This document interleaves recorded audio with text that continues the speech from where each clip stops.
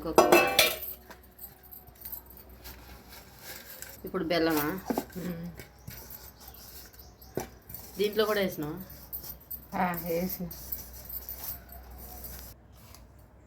పట్టేటప్పుడే కొంచెం సాల్ట్ వేసుకోవాలా? ఓకే, పట్టినాక కలపొద్దేమో. కలపొద్దు, బెల్లనే మంచిగా కలుపుతారు. ఓకే, కొంచెం అంత చాలా తినే సోడా కొంచెం కొంచెం టేస్టీ ప్లస్ పొంగుతాయి, బాగుంటాయి, బూరెల్లాగా వస్తాయి. ఇది రెండో వాయన గిన్నె ఉన్నాయి, ఇక కొన్ని ఉన్నాయా? ఇంకొక ఇప్పుడు బెల్లమా దీంట్లో కూడా వేసినావా? వేసిన. పట్టేటప్పుడే కొంచెం సాల్ట్ వేసుకోవాలా? ఓకే, పట్టినాక కలపొద్దేమో. కలపొద్దు, బెల్లనే మంచిగా కలుపుతారు. ఓకే, కొంచెం అంత చాలా తినే సోడా కొంచెం కొంచెం టేస్టీ ప్లస్ పొంగుతాయి, బాగుంటాయి, బూరెల్లాగా వస్తాయి.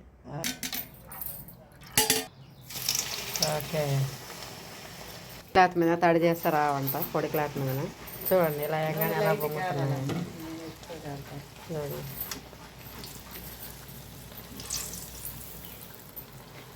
మొక్కజొన్న బూరెలు నూనె ఎక్కువ కాలని అనుకో ఇలా నల్లగా అయితే. సో నూనె మరీ వేడవద్దు, అట్లానే మరీ చల్లగా ఉండొద్దు, కొంచెం మీడియం కాగానే ఎమ్మటెమ్మట వేసేసుకుంటే ఇలా నల్లగా కాకుండా ఇలా గోల్డెన్ బ్రౌన్ కలర్లో వస్తాయి, బాగుంటాయి ఇలా.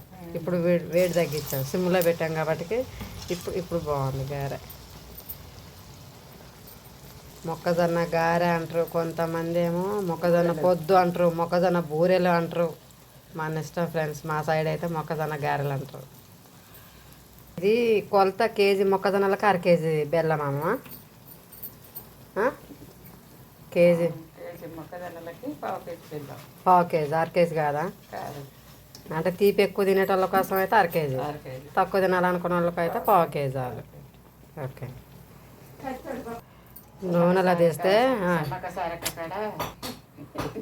తీస్తే ఇది వాటర్ కలవు కాబట్టి ఓన్లీ స్వీట్ తోటే బెల్లంతో కాబట్టి 4-5 డేస్ చెక్కు చెదరవండి. ఇది బాగుంటాయి, అలానే ఉంటాయి. ఇప్పుడు ఎలా చేసామో 5 డేస్ వరకు అలానే ఉంటాయి. ఇది ఒక పక్క అయితేనే ఉన్నాయి, మనకు నోరు ఊకుంటుందా? ఊకోదు కదా, అందుకే టేస్ట్ చేసి చెప్తాను ఎలా ఉందో. సూపర్ ఉన్నాయమ్మా, బాగున్నాయి, మస్తు ఉన్నాయమ్మా, బాగున్నాయి.